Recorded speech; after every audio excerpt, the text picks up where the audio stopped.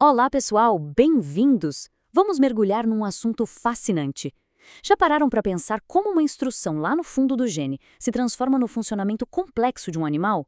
Pois é exatamente isso que a gente vai desvendar hoje. A jornada incrível do gene até a função que a gente vê na clínica, no nosso dia a dia. Vamos nessa? Essa é a grande pergunta, não é mesmo? Como é que aquele código genético se manifesta na prática, no comportamento e na fisiologia dos nossos pacientes? A resposta para isso, gente, está numa linha de montagem biológica impressionante, que começa bem ali, no núcleo de cada célula. Bom, o nosso roteiro de hoje vai ser uma viagem do micro para o macro. A gente começa lá no comando central, depois vê como o DNA vira proteína, explora a incrível rede de comunicação celular, entende como os genes são ligados e desligados, e no final a gente amarra tudo isso com a prática veterinária.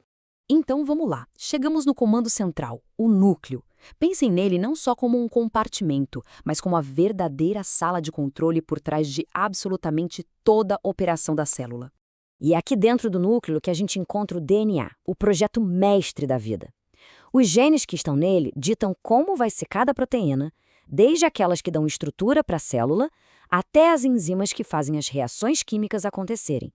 É o DNA que manda a célula crescer, se dividir ou até mesmo morrer. E essa estrutura icônica de dupla hélice, olha, não é só bonita não. Ela funciona como um cofre de segurança de altíssimo nível para o código genético. E esse código não define só a hereditariedade. Ele também orquestra o funcionamento de cada célula do corpo do animal todos os dias. Tá, mas como é que a informação sai desse cofre e vira algo útil, algo funcional? É aqui que a gente entra na linha de montagem da vida, o processo de expressão gênico. Esse diagrama aqui mostra o fluxo essencial da informação genética, o que a gente chama de dogma central.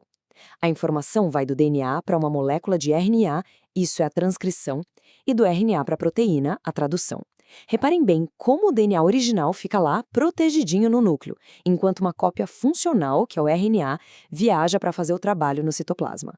Então, para simplificar, a gente divide em duas etapas. Primeiro, a transcrição. Pensem nela como tirar uma xerox de uma página de um livro raríssimo, que não pode sair da biblioteca de jeito nenhum. Essa xerox é o RNA mensageiro. Depois, vem a tradução, que é quando essa cópia é lida para finalmente montar a máquina, que é a proteína. E essa xerox não é idêntica ao original, viu? O RNA é uma fita simples, usa o açúcar ribose em vez de desoxirribose e no lugar da base timina ele usa a uracila. São diferenças pequenas, mas absolutamente cruciais, que permitem que o RNA faça o trabalho dele na célula. E aqui a gente chega na fábrica de verdade, o ribossomo. Ele vai deslizando pelo RNA mensageiro, lendo o código, e para cada trio de bases vem um caminhão de entrega, que é o RNA de transferência, e traz o aminoácido certinho. É uma linha de montagem com uma precisão molecular que é de tirar o fôlego. E olha, essa precisão toda tem um custo energético altíssimo. A montagem de proteínas é um dos processos que mais queima ATP na célula. Para ter uma ideia, para cada aminoácido que é adicionado, são gastas 4 ligações de alta energia. Esse investimento todo mostra o quão vital esse processo e, claro, porque as células não podem se dar ao luxo de produzir proteínas sem necessidade. Certo, as proteínas estão prontas. E agora? Bom, agora elas viram as palavras na conversa das células. Porque um organismo, no fim das contas, não é só um amontoado de células isoladas, né? É uma comunidade que precisa se comunicar o tempo todo.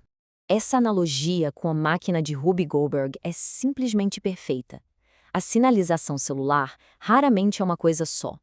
Geralmente é uma cascata, uma cadeia de dominós, onde uma molécula ativa a outra, que ativa a seguinte e assim por diante, amplificando o sinal a cada passo. E as células usam diferentes estratégias para essa conversa. A endócrina, como a insulina, é tipo uma carta enviada pelo correio para o corpo todo. A parácrina é como passar um bilhete para o vizinho do lado. A autócrina é um lembrete para si mesma. E a neural é uma mensagem de texto instantânea, super rápida e específica. E aqui está uma ideia central em fisiologia. A mensagem é importante, claro, mas quem a recebe é que define qual vai ser a resposta.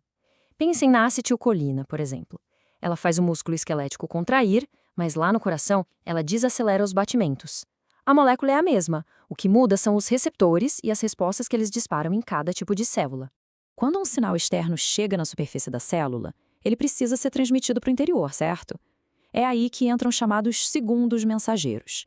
Pensem neles como amplificadores. Eles pegam o sinal inicial do receptor e espalham por todo o citoplasma, garantindo uma resposta forte e bem coordenada. Ok, mas uma célula produz todas as suas proteínas o tempo todo? Claro que não. Isso seria um caos e um desperdício de energia gigantesco. É por isso que existe um sistema de interruptores para controlar com muita precisão quais genes são ligados ou desligados.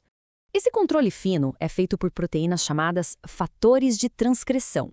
Elas se ligam em regiões específicas do DNA e funcionam como interruptores, sabe? Com ajustes de intensidade, controlando o volume da expressão de um gene. Essa regulação que faz uma célula do fígado ser tão diferente de uma do músculo, mesmo as duas tendo exatamente o mesmo DNA. E é essa regulação que permite a adaptação ao ambiente. Um exemplo clássico na veterinária. Um bovino sob estresse de calor ativa os genes que produzem as proteínas de choque térmico. Elas agem como guarda-costas moleculares, protegendo outras proteínas e estruturas da célula contra os danos do calor. Fantástico, né? Muito bem, vamos agora trazer toda essa teoria para o chão da clínica. Como é que esse conhecimento molecular ajuda de verdade a tratar os nossos pacientes? A resposta é de inúmeras maneiras, e a gente vai ver algumas delas agora. Muitos dos nossos antibióticos mais comuns, aqueles do dia a dia, funcionam exatamente aqui. Eles são projetados para atacar um alvo muito específico, a fábrica de proteínas das bactérias. Fármacos como as tetraciclinas e a gentamicina são muito inteligentes. Eles conseguem diferenciar os ribossomos das bactérias dos ribossomos dos animais e desligam seletivamente a produção de proteínas bacterianas. Sem as proteínas, as bactérias simplesmente não conseguem se multiplicar. Isso mostra como entender a tradução é fundamental para a farmacologia. Olha só que curioso, as menores diferenças no código genético entre as espécies podem ter implicações clínicas gigantescas. Vejam o caso da insulina. A sequência de aminoácidos dela varia. A insulina de um cão é idêntica à de um porco.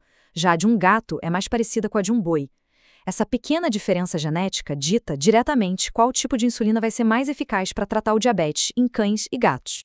E tudo isso nos leva a uma pergunta para o futuro. Da terapia gênica a tratamentos super personalizados com base no genoma de um paciente, a capacidade de manipular esses processos está transformando a medicina veterinária. A próxima fronteira da nossa profissão, com certeza, vai ser definida pelo nosso domínio desse universo molecular. O que será que vem por aí, hein?